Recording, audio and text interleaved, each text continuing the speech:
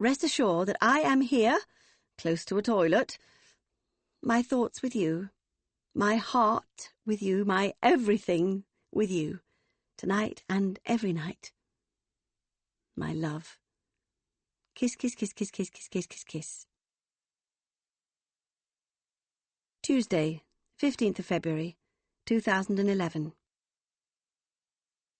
Oh, I am still not well, darling Jim. I've been pretty much glued to the toilet for the last 48 hours. I feel very weak with it. I'm making myself eat, although I have no appetite whatsoever, but it's all just coming clean through me moments later. I suppose if it's still like this by this time tomorrow, I should make an appointment to see my GP. Yuck. I hate my GP. Big, loud woman with meaty fingers. She's very patronising. She calls me dear, as if I was an old lady. For God's sake. I can't bear her. And the thought of her putting those big, meaty fingers of hers anywhere near my back passage. Oh, good grief, Jim. I think I'd throw up. So keep your fingers crossed for me that this all blows over very soon, and I am spared that particular humiliation. But I have an announcement to make. Jim, I have decided I am going to work on getting out of the house. I mean, properly, so that I can spend the night with you. I truly believe that all this is helping. You know, all this talking, all this analysing. I truly believe that. I was speaking to Madeline yesterday. She's Vicky's eldest. She's 20. Delightful girl. We went through a rough time together when she lived here. My fault, totally and utterly my fault. But we've made a kind of friendship now. She lives with her boyfriend just outside Cheltenham, and I was telling her about you, about our chats, about your problems and my problems, and she said I should try a night at hers. Soon. You know, she's only 3/4 of an hour away. If it was a total disaster, I could always drive home. Obviously, I'm making this sound 1,000 times more straightforward than it was, when actually, had you been there, you'd have seen me shaking uncontrollably in a coffee shop, halfway to a panic attack at the mere thought. I had to go outside for air. Daft cow. Still, it's a start. It is something to focus on. I hope that makes you happy, Jim. I do so want you to be happy. But in the meantime, we must keep talking. We must keep this open, this incredible, life-changing connection we've made to each other. It's becoming like oxygen to me, Jim. It really is. I need it more and more, every day. You are making me stronger. I love you so much, more than I've ever loved anyone. Oh, here we go again. The toilet beckons. More and on, beautiful man of mine. Kiss, kiss, kiss, kiss. April 2011.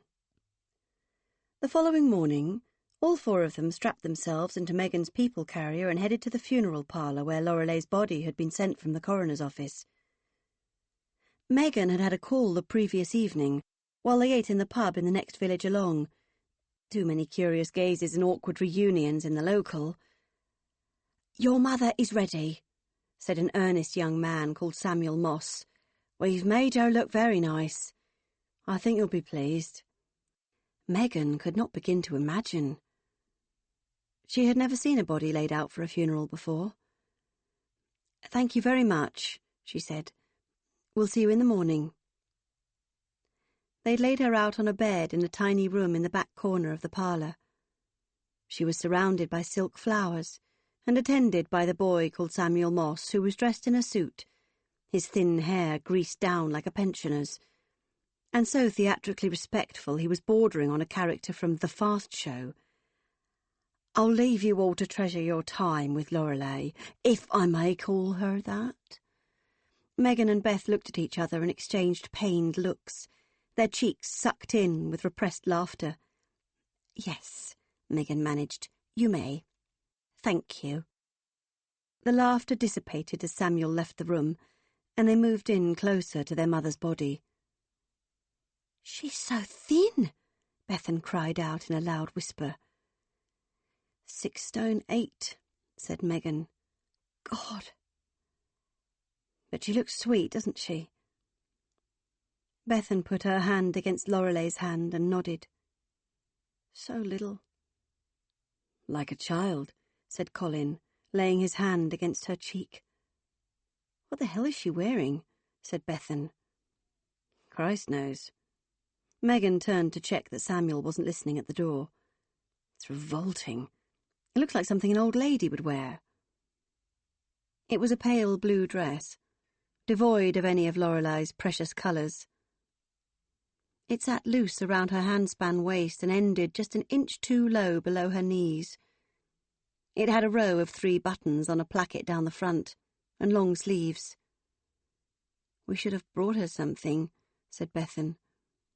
Megan sighed. They asked me to. I tried to find something, but honestly, as ridiculous as it might sound, I couldn't find any of her nice clothes. I have no idea where she kept them. We'll have to buy her something, she said decisively. From that boutique. We'll buy her something colourful. Bring it over later. Oh, said Colin, surely that's a waste of money. She's only... No, Beth interjected. Meg's right. We'll buy her something lovely. Colin nodded and smiled, happy to be outnumbered. She looks pretty, said Molly. Megan smiled and put her arm around her daughter's waist. She does, doesn't she? She didn't want to say that she thought her mother looked like an awful shrunken-down witch, her unkempt hair tamed into a long grey plait, her skin the colour of cement. She had to remind herself of what her mother must have looked like before they'd worked their magic on her. This woman who'd starved herself to death and been found dead in her car on the side of the road, with her insides eaten away by disease. She should be grateful for small mercies. They spent another half an hour in the room with Lorelei. Nobody cried. Not even Bethan, with her body pumped full of hormones. But it was sweet and tender nonetheless. The 3 women left Colin to talk about arrangements for the funeral with the director and drove into the village. They parked outside the funny boutique that had been there for always. Their mother had brought them here when they were young, left them to roam about the trailing jungle of clothes rails while she tried on brightly coloured dresses, and an ingratiating woman called Grace said things like, "Oh, Laurie, that's the one. It really sets off your amazing figure. Not many people round here could get away with something like that. You're a natural clothes horse." The boutique had changed with the times, and Grace, with her plume of silver hair and chunky paste jewellery, was nowhere to be seen. Just a bored, beautiful young girl who looked as though she was home from boarding school for the holidays, perched on a stool behind the till. The dress they chose, at £219, was ludicrously expensive, but it had been reduced from £395, owing, Megan assumed, to the fact that it was in such an unfeasibly small size. A tiny size 6 scrap of silk chiffon printed all over with peacock feathers in gemstone colours. On the way back to the funeral parlour, they dropped Lorelei's laptop into a repair shop. "This laptop belonged to our mother," she said to the jolly-looking middle-aged couple behind the counter. "She just passed away." They expressed their condolences in lush Cotswold burrs. "We need to access her laptop. We don't have a password. Is there... do you..." The couple looked doubtful, but keen to help. They mentioned a nephew who lived in the next village. He might know someone. They said to leave it with them and tore off a deposit slip from a small pad underneath their desk. At no point did they suggest or imply that there was anything untoward about this request, and Megan smiled as she tried to imagine the equivalent reaction in the laptop repair shop at the top of her road in Tufnell Park. The police would have been involved in moments, she suspected. They took the dress to the funeral parlour and collected Colin, and then Megan drove them all back to the birdhouse. It was around 11 a.m. as they pulled up on the curb outside the house. The skip men had been and gone. 2 empty containers sat on the road. The sun shone on. The day stretched ahead. They turned the corner onto the garden path, talking loudly about plans for Lorelei's funeral, laughing about Samuel Moss's precocious obsequiousness, joking about how he probably met his friends in the pub after work in a hoodie, talking like a South London gangster. And then Megan stopped and stared. Her eyes widened and her jaw dropped. And she looked at the wiry, blonde-haired, leather-skinned man on the doorstep and whispered, "Rory." Chapter 14. Sunday, 27th of February, 2011. I'm coming, Jim. I really am. I spent the night at Madeline's. The whole night. Well, to be accurate, I arrived at 10 p.m. and left in the pitch black before she'd woken up, but I did manage a couple of hours' sleep. I'm not saying that it was easy. It was, to be horribly honest, a bit of a nightmare. But God, Jim, it's a start. What is it the psychiatrists say? Baby steps? Yes, baby steps. And I shall do it again, I promise you that. Baby steps towards you, Jim, and your body, and all the wonderful things we will do together in the blissful dark of night. Christ, I am yearning for you, for it. I truly am. Kiss, kiss, kiss, kiss, kiss, kiss, kiss, kiss, kiss, kiss, kiss, kiss, kiss. Tuesday, 1st of March, 2011. Darling, thank you. You are so encouraging and strong for me. I honestly feel like I could do anything for you. I am truly starting to believe I might change. Imagine that. I put my car in to be serviced today, Jim. If I'm to drive it all the way to you, the last thing I need is a blown tyre, or a gasket, or whatever all those other bits and pieces of cars are called. Wouldn't that be tragic? To overcome these wretched demons of mine and then be scuppered at the last fence by a flat tyre. So, I am selling a ring of mine to pay for it and having it done. Luckily, the mechanics is the wrong direction from the shops, so hopefully I won't be tempted to go and spend the money before I pay for the repairs. And if I am tempted, I will just think of you, Jim, standing tall and handsome in your doorway. I will think of me stepping into your big, strong arms, taking your hand and following you to your bed. And that will be enough for me. That is all I want now. Kiss, kiss, kiss, kiss, kiss, kiss, kiss, kiss, kiss, kiss, kiss, kiss, kiss. Wednesday, 2nd of March, 2011. No, Jim, I do not want a penny of your money. You are a beautiful, wonderful man, but you are as financially constrained as I am, and there is no reason why you should have to pay towards my old banger. Cook me a lovely meal upon my arrival instead. Well, I was going to have another dry run at Madeline's house last night, but I seem to have caught a nasty cold. I'm very phlegmy and hacky, keep getting terrible coughing fits. Really, it's just one thing after another. I blame the public baths, I really do. I might stop going. They never look quite clean in there. Black mould and all that. Horrible. So, I will wait until I have shaken this cough, and then make another plan with Maddie. Are you bored of waiting for me yet, Jim? Are you fed up with endless words and no action? I am doing all I can. I truly am. I am changing for you, Jim. Slowly but surely. Kiss, kiss, kiss, kiss, kiss, kiss, kiss, kiss, kiss, kiss, kiss, kiss, kiss. April 2011. Rory had no words at first. He'd forgotten how to talk to his family. He'd more or less forgotten how to talk, full stop. He'd spent 6 weeks at a Buddhist retreat. 23 hours a day of silent prayer and contemplation amongst whitewashed walls and shaved heads. No music. No television. No traffic. Just cicadas and chanting. He did not want to be in this country. He did not want to be looking at these staring, gawping faces, at the tear-sodden cheeks of his father, at the confusion and curiosity of his sisters. But he'd had a moment of deep understanding halfway through the retreat.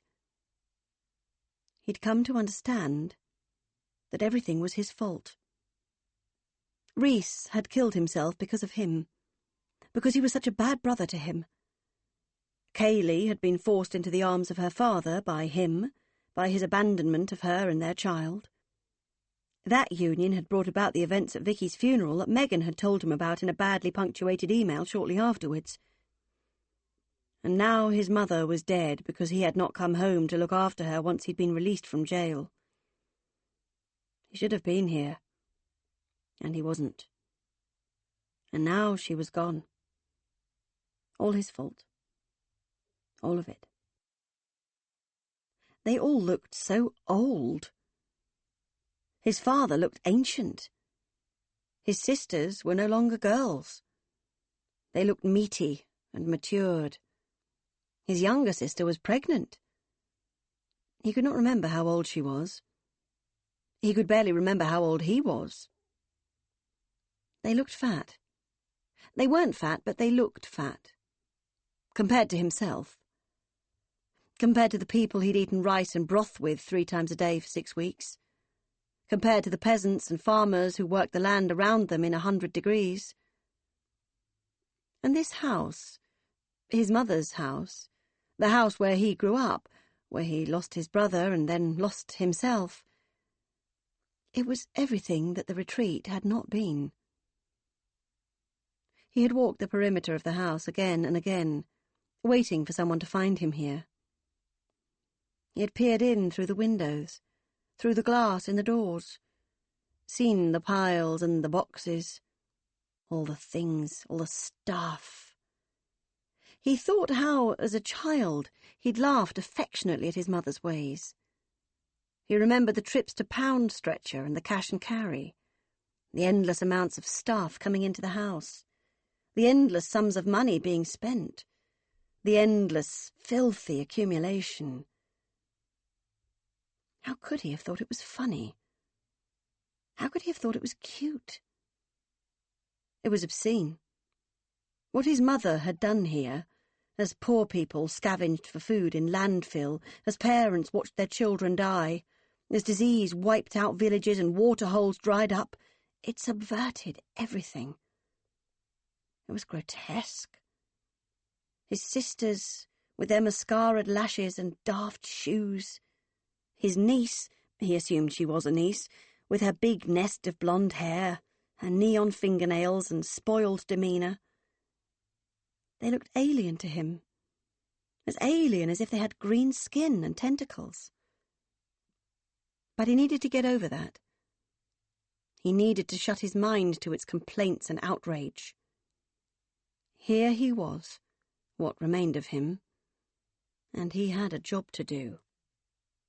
He smiled, and he got to his feet and said, "All right." Colin brought Rory a box, like the one he'd brought for the 2 girls. But Rory shook his head and said, "No, thanks, I don't want any stuff." "You might be sorry," said Colin, "if you don't. One day you might wish you'd kept something, and it'll be too late." Rory shook his head again and said, "No, I won't. I don't know much about me, but I know that much. And besides, I'd have nowhere to put it."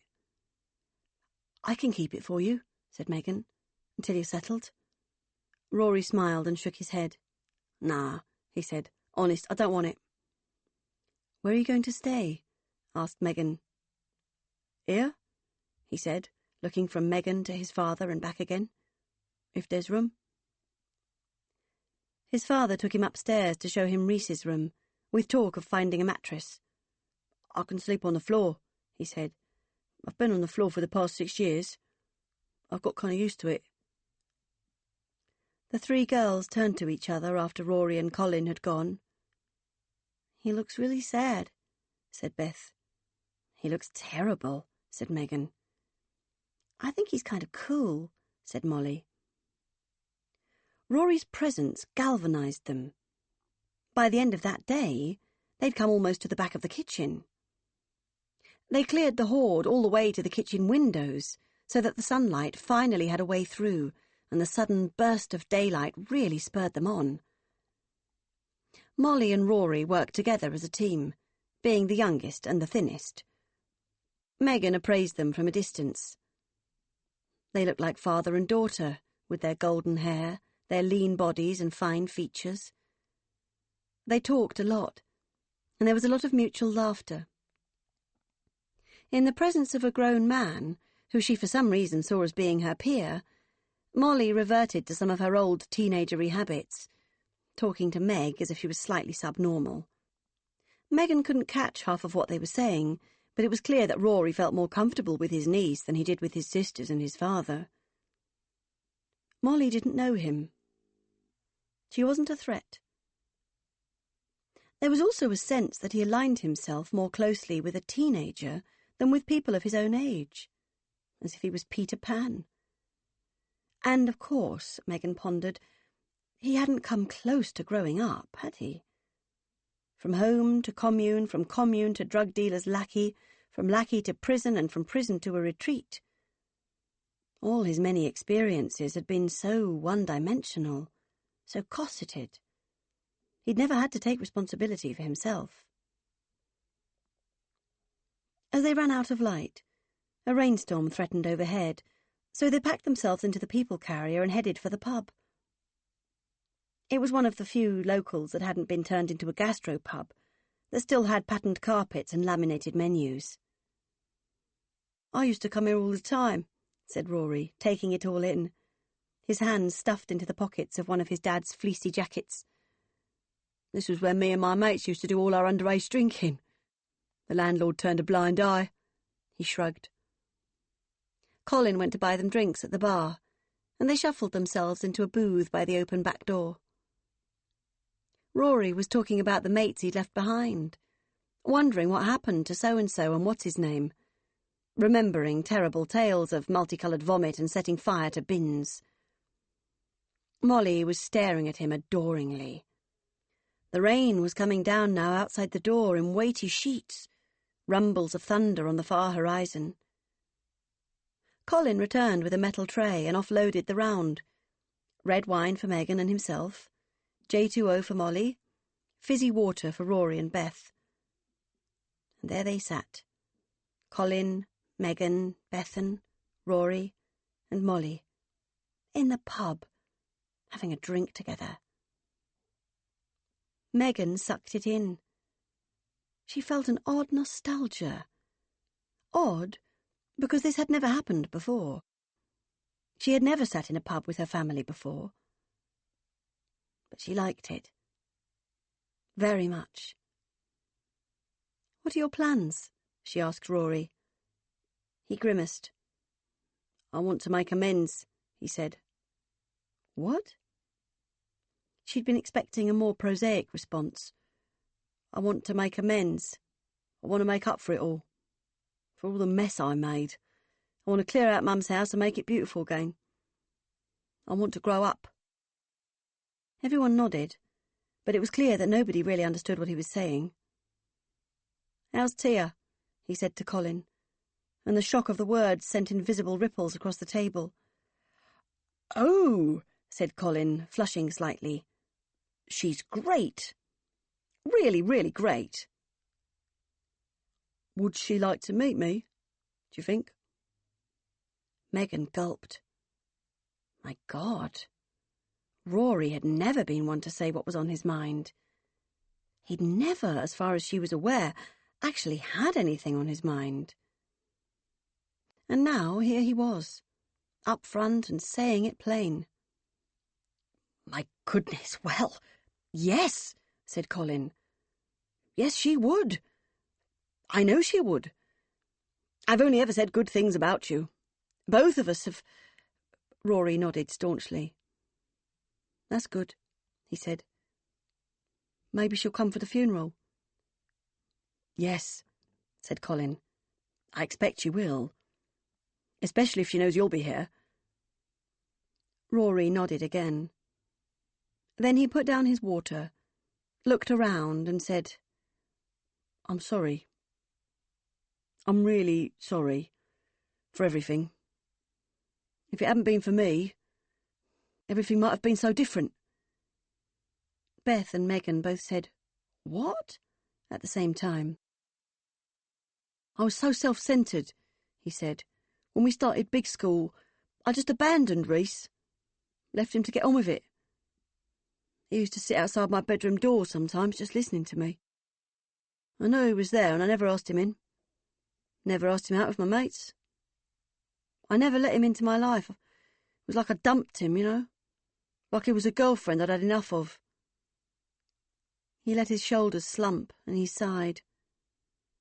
"He killed himself because of me. And it's time to stop running away from that fact and to start dealing with it." He shrugged. "So here I am. Cheers." He raised his glass of water, and everyone else raised their drinks, and it was the strangest toast that Megan had ever heard in her life. "It wasn't your fault," she said, more to normalise the situation than because she knew it to be true. "Yeah," he said simply, "it was." Megan and Bethan looked at each other.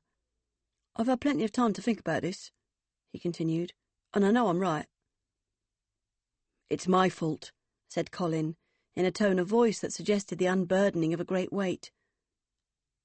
"No," said Bethan, her voice catching. "It's mine." A crack of lightning lit the bruised sky. Another roll of thunder followed suit.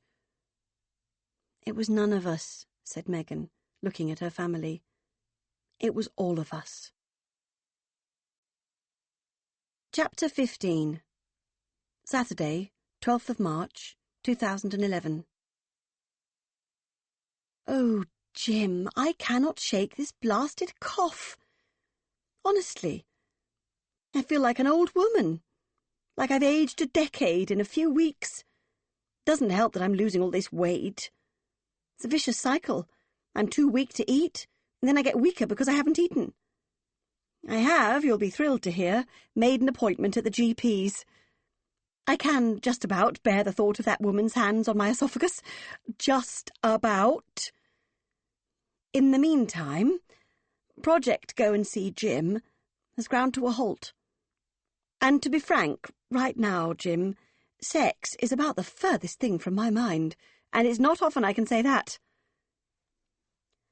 So, I've been thinking about Reese again.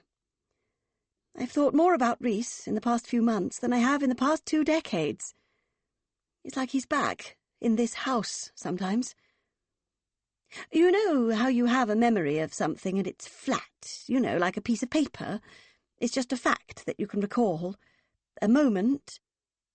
And then other times, that memory extrapolates itself into something 3-dimensional, with smells and textures and colour, and you think to yourself, where was that hiding all this time? Do you ever get that, Jim? Well, as you know, that's why I keep so many things, because of that innate energy that things carry, that shadow of a memory that each thing casts. And the other day I went into Reese's room. Did I tell you that I kept it as he left it? Completely uncluttered. Isn't that odd? Maybe you could find a theory for that. You're so good at theorising, Jim. And I walked in, and it was as though he was there, in the room. And I've never felt that before. Not once in all these years, and I'm a pretty spiritual person, as you know, Jim, so it's odd that I've never felt it. But I realised it wasn't a ghost, it was his spirit. And then I realised that a spirit is just another word for a memory, isn't it? The stronger the memory, the stronger the spirit. Because as much as I'd love to believe that the spirit lives on as a thing separate to humanity, I know that's not true.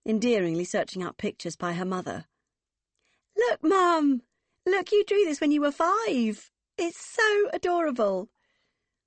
Colin and Megan had photographed the gallery in situ before painstakingly unpeeling each drawing, choosing ones to keep, and recycling the rest. The wall of art had preserved the brightness of the paint beneath, and it was an atypical and welcome jolt of colour in a house that had grown grey with neglect. And now here they were, Molly and Megan, back in their hotel room, bathed and pink, in fresh pyjamas. Molly cross-legged with her hair in a turban, oscillating between texting a friend and watching I Didn't Know I Was Pregnant. Megan had just got off the phone to Bill and was about to open a book when her phone rang. It was Colin. "Darling," he said, "Rory just found something. In Mum's room. It looks like it might be her computer password. Can you try and collect her laptop tomorrow morning? On your way here?"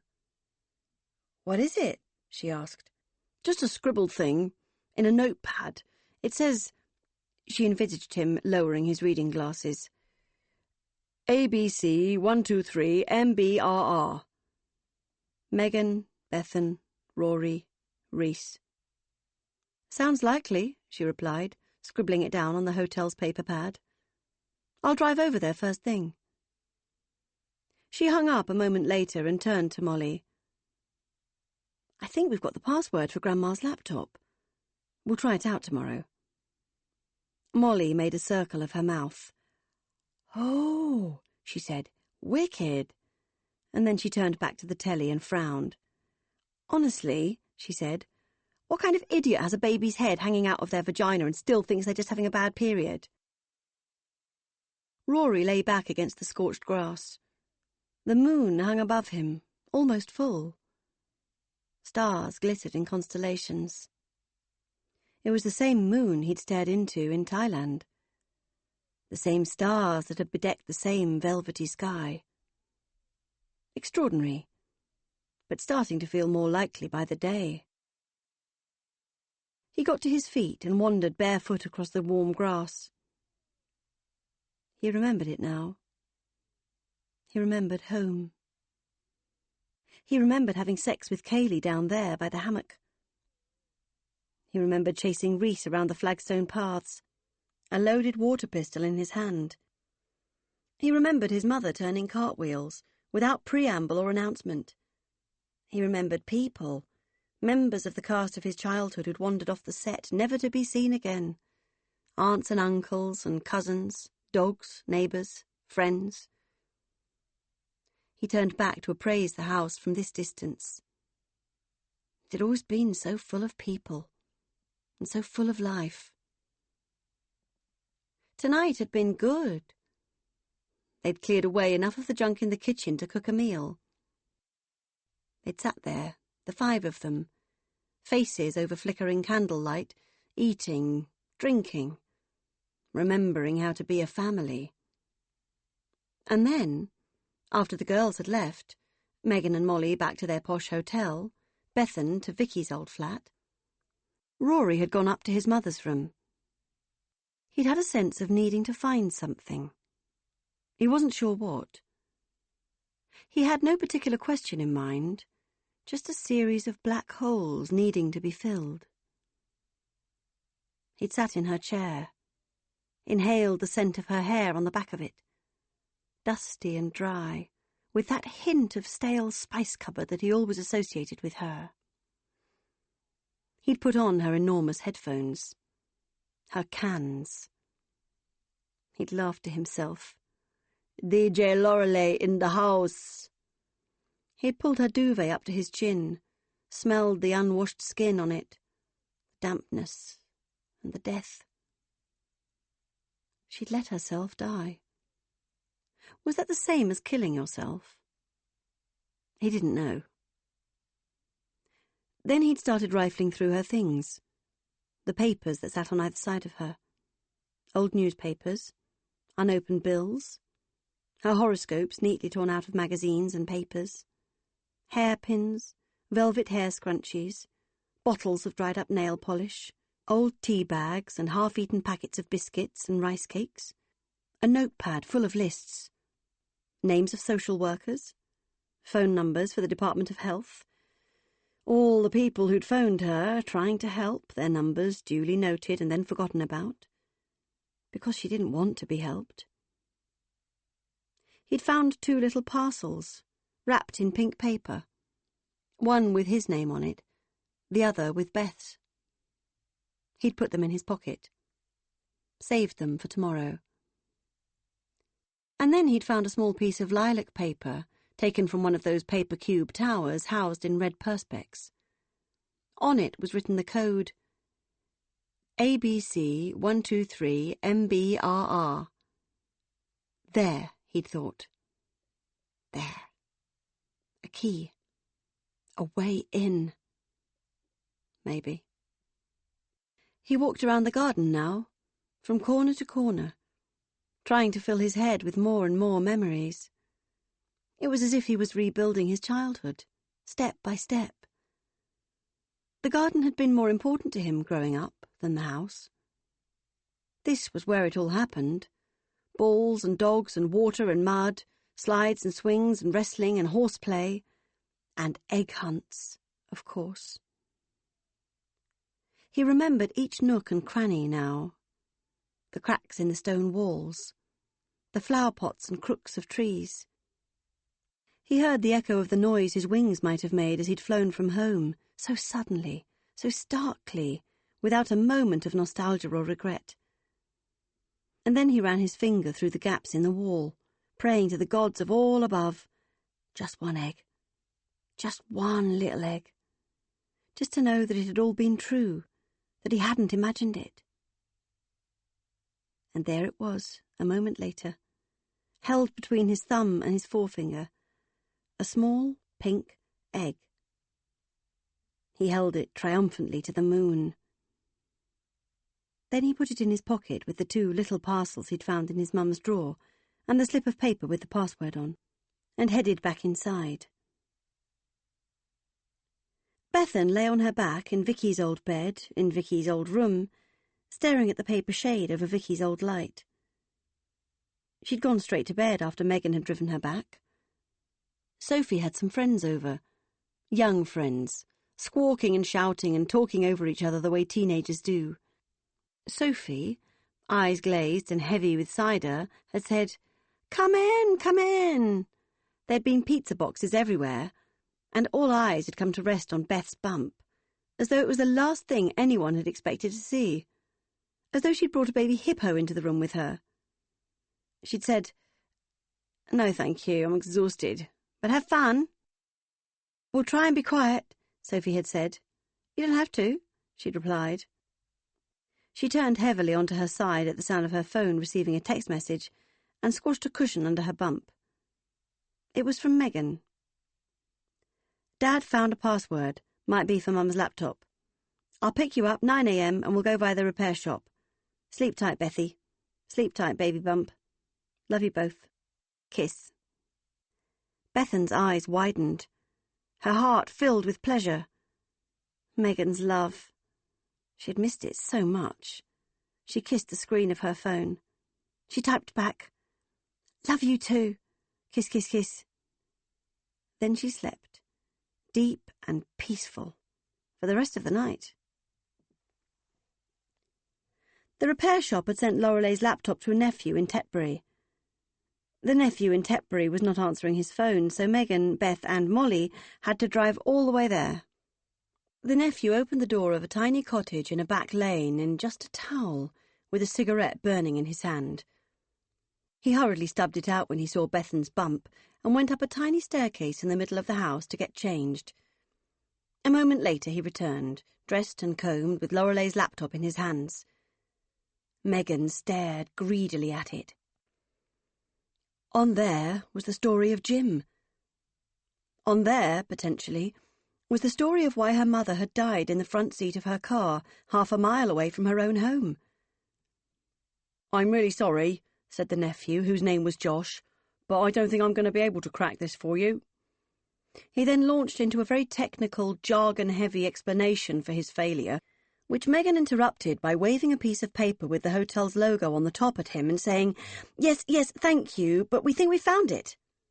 The password. Oh, said Josh. He plugged the laptop into the wall and opened it up. Then, with large, bitten-down fingers, he typed the password into the login page. The laptop made a pretty noise.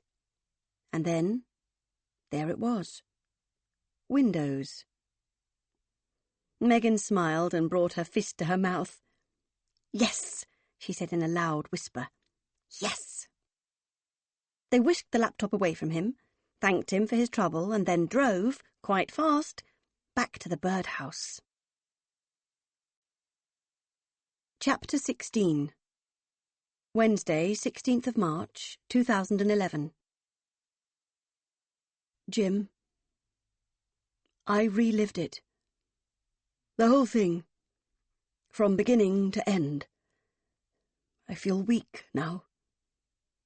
Weak and horribly sick. But I'll write it down, so it's there. Maybe for you to understand me better, or maybe for someone to read when I'm gone. I don't mean to sound morbid, Jim, but I'm 65.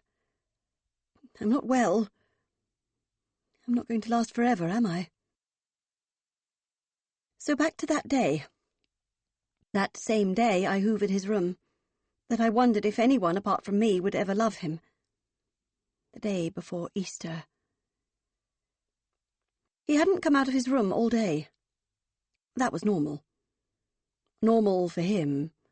Normal for a lot of teenage boys, I suppose. But it was the day before Easter, and Megan was back. We were all having so much fun together down in the kitchen. We were playing a game. Trivial Pursuit, I think. And there was wine and music and teasing and, all that lovely family stuff. So I went up to try and tempt him down. I took him a bowl of sticky toffee pudding. I sat next to him on the bed. He looked so sad, Jim. I said, "What's the matter, my darling boy? Why do you look so sad?" He just shrugged. He always just shrugged. He was always my favourite, you know. Not in that, "Oh, my glorious, perfect child" way, just in that he was my baby. He'd been so small. The weight of him in my hands when they passed him to me, like a bag of air. He was my shadow. He followed me about. He was always looking to me, for guidance, for approval, for everything, long after the others had lost interest in me. Always looking at me, watching me with those sad, empty eyes. I brought his head against my shoulder. I was a bit tipsy. He said, "Get off, you smell of wine," but he was only joking, so I tapped him on the arm and said, "Hold your breath then, I want to hold my baby boy."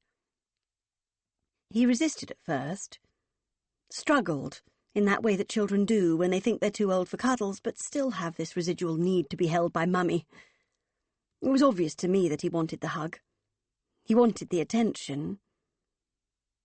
I squeezed him hard, and I felt him soften. I felt him allow it. And then he was suddenly there. His face against my face. And I thought it was a joke, that he was trying to smell my breath. I was about to say something like, Okay, I'll get off you." But then his mouth was on top of mine, and I realised he was trying to kiss me. My God, my own son, my tiny little baby boy. His thin boy's body pressed sharp up against mine. Oh, Jim. I pushed him off, and he fell back against the wall. He stared ahead. He wiped his mouth with the back of his hand. I should have said something, Jim. I know I should have. I should have found a way to talk about it. My baby. I shouldn't have just left him there. But I did. I ran from his room, as though running from a monster. I bumped into Beth coming out. I saw her look at me, then look into Reese's room. She asked me if I was okay. I think I managed to squeak that I was. We went downstairs and we finished the game. Nobody asked about Reese. Nobody wondered why I'd come down without him. Nobody noticed. I didn't see him the next day. It was Easter Day. We had guests. I wanted to talk it through with Colin, what had happened. I wanted to find the right moment. I wanted it to be right. It had to be right. And then there was Vicky, standing in my hallway with a bottle of Beaujolais, and I just thought, not yet. I can't deal with this just yet. So we drank and we laughed and I put it off. I thought, tomorrow. I'll deal with this tomorrow. When Megan's gone, when the house is quiet. And then, of course, by then it was too fucking late. So, darling, what do you think? Was it my fault? I'm so confused, Jim. He was my favourite. And I let him down. I let him down so horribly. Drinking wine, when I could have been saving his soul. And can you see now why I might have tried to avoid thinking about this, talking about this? Because I can. I didn't just lose a son, you see. I lost a sense of myself as a mother. And a mother was the only thing I'd ever really known how to be. Oh, Jim, write back soon. This is the hardest thing I've ever done. I need you to tell me it was okay. Please. Kiss, kiss, kiss, kiss, kiss, kiss, kiss. Thursday, 17th of March, 2011. Thank you, darling. Thank you. You are so insightful, Jim. So, what is it they say? Emotionally intelligent. I can't believe I had never thought before of the parallels running through everything, the threads that connected it all together. Of course, that is why I reacted so strongly to Beth's affair with Bill, to Colin getting together with Kayleigh. And yes, even the man who raped my mother touching me the way he did. It's all vaguely incestuous, isn't it? It's all just a shade away from natural. And you know something, Jim? You know something terribly, terribly sad? I never hugged my children properly again after that day. I'd give them a squeeze, you know, or an arm around a shoulder, but I'd never, ever held them properly again. I was always ready to back off. Poor Beth. I think she suffered the most. Well, my love, I'm too tired to type much more now. This blasted chest infection. The antibiotics are making no difference at all, and I honestly cannot face another trip to that awful place, surrounded by all those ghastly ill people and that woman's beefy hands all over the place. I'll type more later, darling. But for now, you have no idea how much better your thoughtful, loving, and intelligent words have made me feel. About everything. God, I love you. Kiss, kiss, kiss, kiss, kiss, kiss, kiss, kiss, kiss. Friday, 25th of March, 2011. Oh, God, Jim. Don't do this to me now, darling, please. I need you now, so much. I feel so raw, like someone's peeled off all my skin and left me out on the beach. It's been over a week since I heard from you. I can't bear it. You've never gone this long before without writing. Oh, Christ, are you okay? You're not hurt, are you? You're not in trouble? I just can't be on my own right now. I opened Pandora's box, darling. I opened it for you, and I'm glad I did. It had to happen, but I'm not dealing with it very well. And I'm not well. I'm really not well. I can't even think about making it to the docks. I can barely move. Please, Jim, write to me. Anything, even if it's bad. Please. Kiss, kiss, kiss, kiss, kiss, kiss, kiss, kiss, kiss, kiss, kiss, kiss. Thursday, 31st of March, 2011. So, is that it, then, Jim? Are we done? Did you finally tire of me? Oh, God, I don't blame you. How could I? I mean, look at me. I've been wearing the same clothes for over a week. I smell, Jim. I know I do. Of illness and old hair and dehydration. I'm losing the plot, Jim. Where are you? Kiss, kiss, kiss, kiss, kiss, kiss, kiss, kiss, kiss. Wednesday, 6th of April, 2011. I can't be here anymore. I hate this house now I've let Reese back into it. I'm tired, and I'm cold, and I'm dirty, and I'm coming to see you. I'll find my way to Gateshead somehow. Please be there for me. I've lost my way. I'm half gone. I'll see you in a few hours. Don't try and stop me. Kiss, kiss, kiss, kiss, kiss, kiss, kiss, kiss, kiss, kiss. Chapter 17. April 2011. The heat wave finally broke on Good Friday, and as the bank holiday weekend began, more people arrived at the house. Pandora from Corfu, freshly divorced and terribly brown. Sophie and Maddie, Lorna and her new husband, even Ben. The house was filled with people. The pavement outside parked up with cars. Shift systems were devised to take things to the landfill, to take other things to charity shops. Lorna's husband, an antiques dealer, usefully ferreted out things of worth. Pandora and Megan led the cleaning team of Molly, Maddie, Sophie and Rory. Bethan sat sedately and sorted through the boxes of smaller objects, sifting through for things worth keeping. Ben collapsed boxes and took them to be recycled. They all sat each evening in grubby clothes, eating at the huge kitchen table, uncorking cheap wine, eating bread and fancy cheeses from the fancy cheese shop in the village. Ben played guitar. Molly moved the focus of her attentions from Rory to Ben.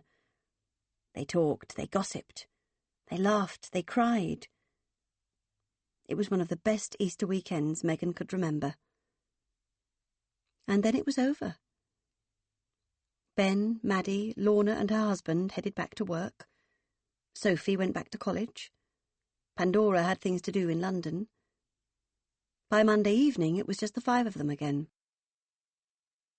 And by Monday evening, the hallway had been cleared, the staircase had been cleared, the living room had been cleared, and the rooms that had once made up Colin's half of the house had been cleared. Carpets had been ripped up, rolled up and taken away, revealing untouched marquetry parquet underneath. All the old lampshades had gone, and been replaced with white paper balloons from the Asda megastore.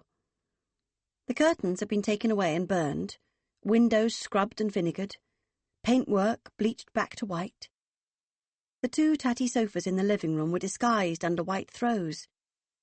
2 nice pieces of walnut cabinetry polished back to life, and everything else taken to the tip.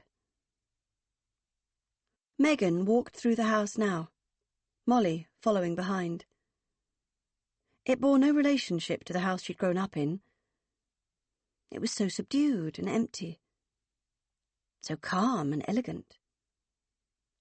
The rooms felt enormous without the ever-present sacks of crap and boxes of clutter, the shelves loaded with ornaments and paperwork, broken clocks and obsolete party invitations, the patterned rugs and bits of ethnic tat. The walls looked so blank and broad without the higgledy-piggledy arrangements of junk shop art and framed photos and posters torn from magazines, all randomly adhered to the wall with blue tack. The staircase was so wide. The light through the windows so bright.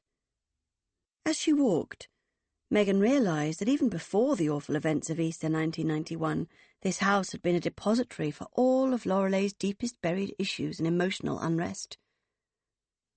She had wanted, as she said to Jim in Gateshead, to give her children the childhood she hadn't had. A childhood without secrets, without resentment. But even before Reese had subverted the mother-child relationship and turned her world on its head, she had been building up to this, piece by piece, minute by minute. If it hadn't been Reese, it would have been something else. Because the damage had been done long before that day, long before any of them were even born. And so, in the end, it had been no one's fault. No one's fault at all. It wasn't Lorelei's parents' fault, or the fault of the man who'd raped her mother, or of God above for taking away their baby daughter before she'd drawn her first breath. It wasn't Rory's fault. It wasn't Bethan's fault. It wasn't Colin's fault. It certainly wasn't Lorelei's fault. Poor, poor Mum. All those years carrying that burden alone. It was life. One of those things. Somewhere along the line, a seed had been sown in Reese's little heart, maybe even in the womb. And that seed had grown into something completely unconnected to any of them. For years, they'd all let the guilt eat away at them and their family. But now it was gone, cut out and disposed of, like a tumour in an operating theatre. Now they were free to go on, to be healthy, to love. Now they could be a family again. At this thought, Rory appeared at the top of the stairs, his dirty blonde hair on end, his skinny-ribbed tattooed chest bare and hairless. "Here," he said, raising his arms out from his sides. "Here am I, standing at the top of the stairs.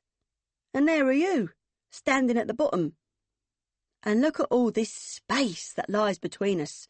All this clean, sane, beautiful space. Isn't it amazing?" Megan blinked at her brother.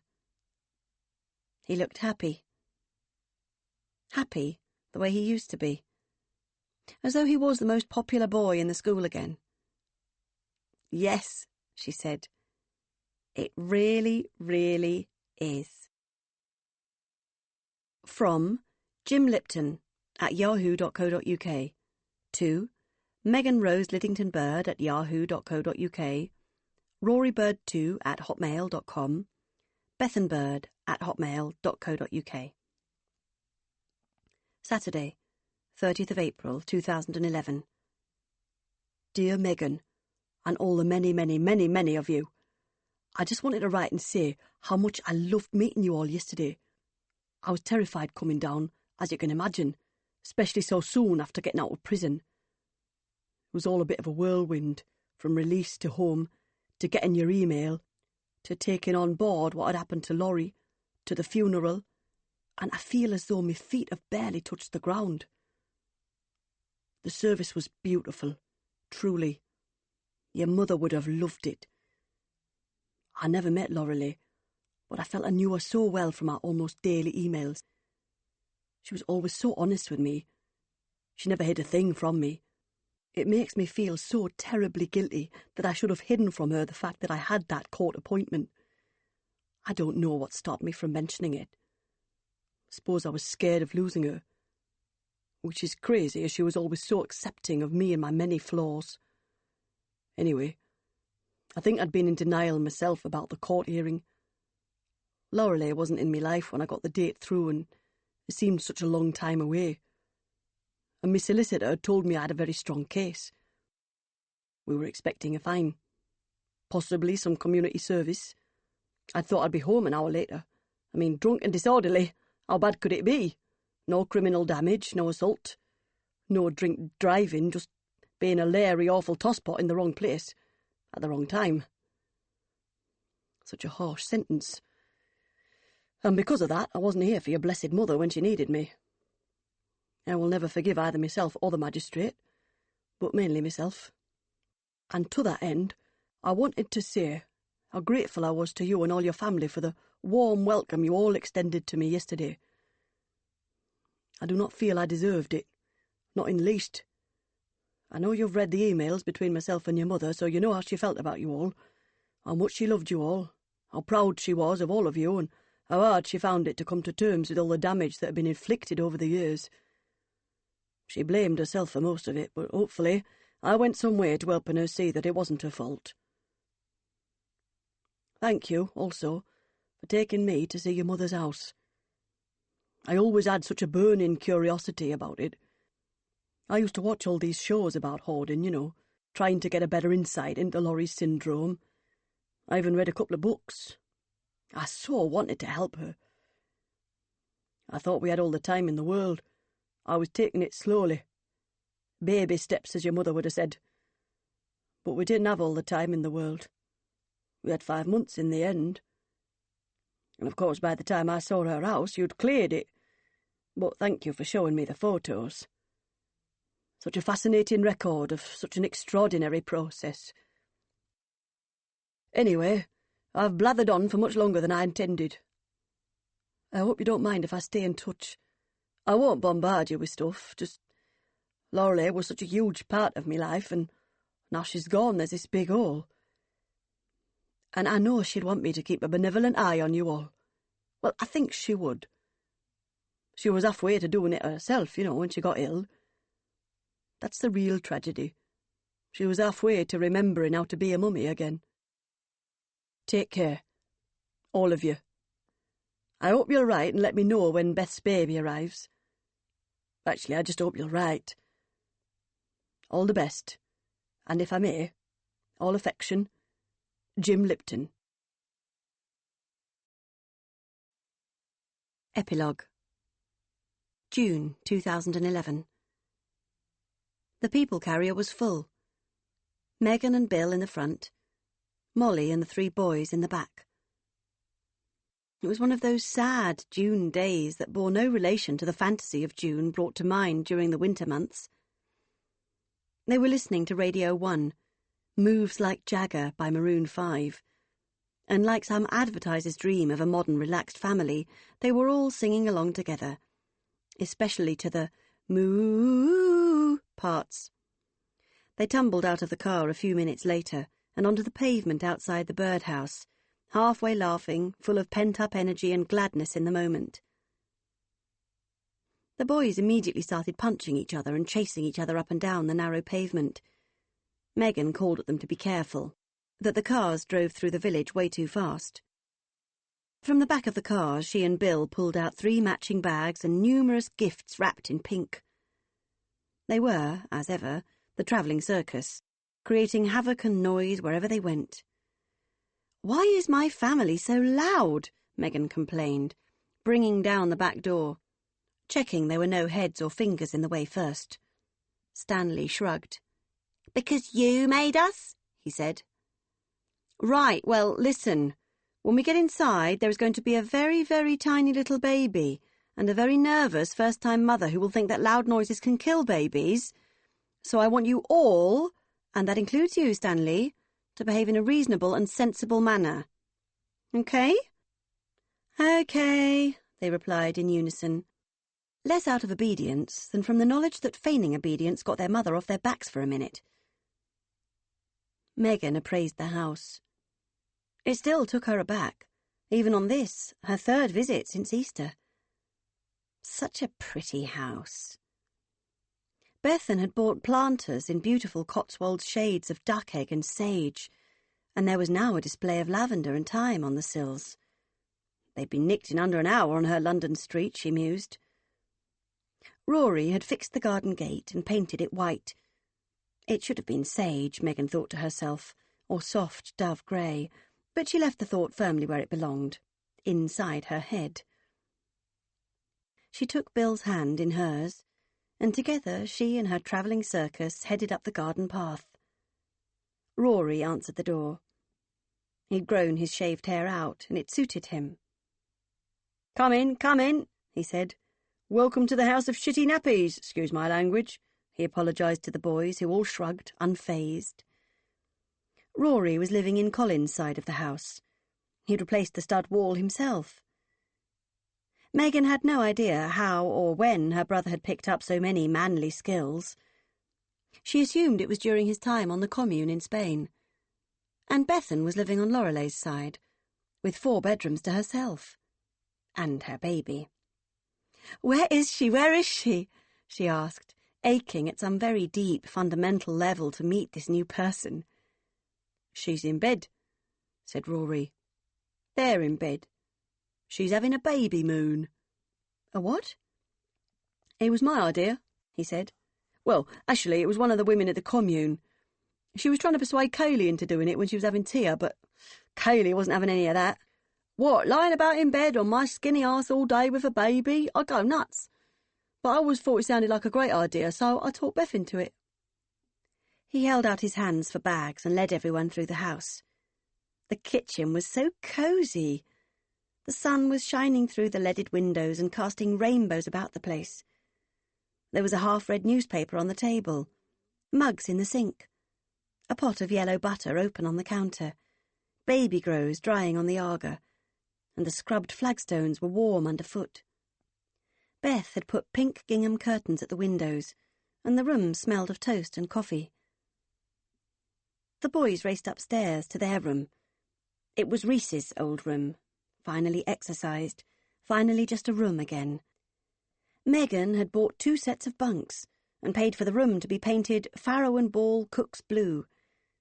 Bill stayed downstairs to help Rory make tea for everyone, and Molly and Megan squirted Milton antibacterial hand gel into their palms and tiptoed quietly up the stairs to the room that had once been Lorelei and Colin's, and then Lorelei and Vicky's, and then just Lorelei's.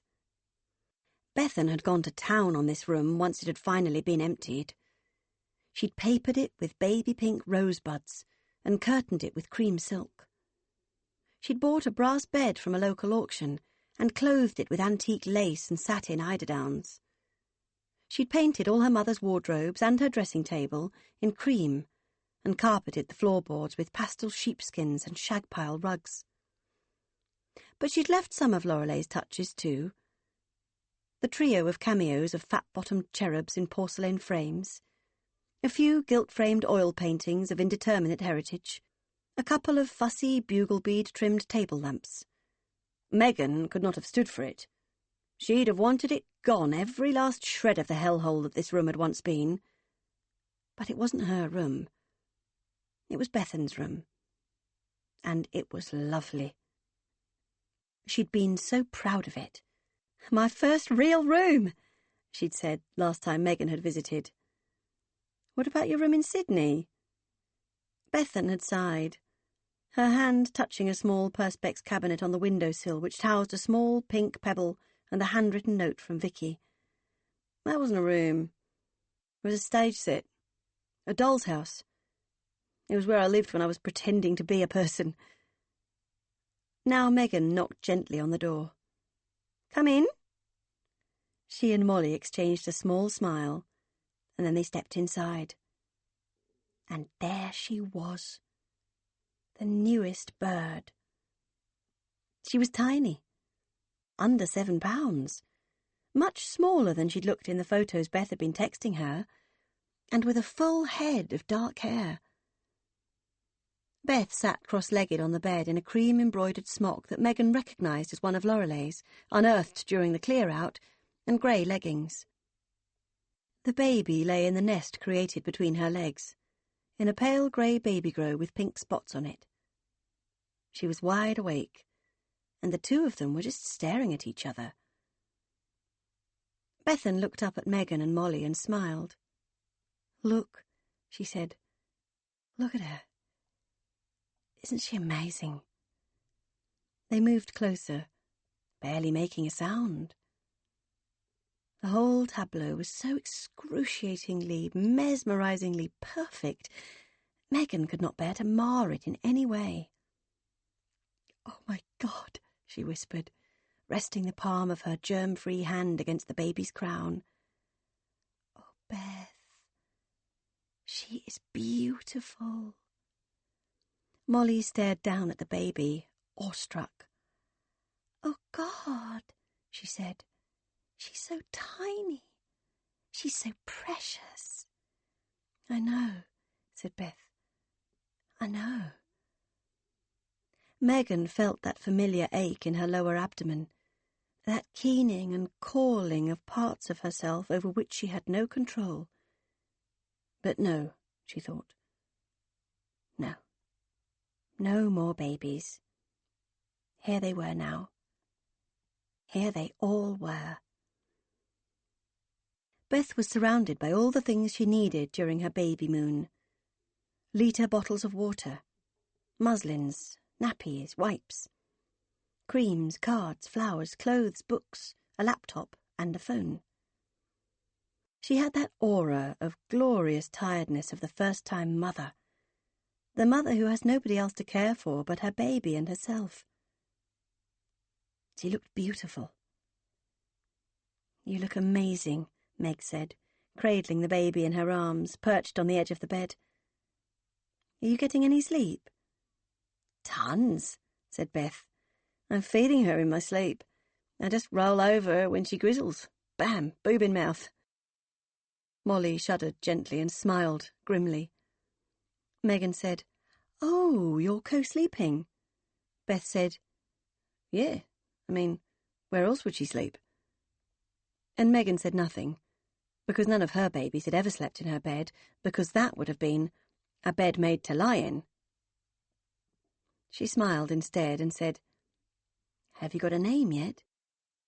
The baby had been the baby for 3 days now, and Megan was growing impatient. "Yes," said Beth, "I do."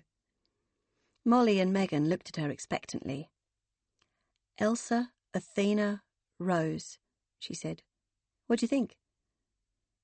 "Athena for Mum's sister." Beth nodded. "I love it," she said. There was a knock at the door, and Rory and Bill came in with trays of tea and the biscuits that Megan and Molly had made together that morning in Tufnell Park. Rory sat on the other side of the bed and stroked Elsa's hair. Bill stood by Megan's side and smiled down at her. "Well done, Beth," he said. "Well done.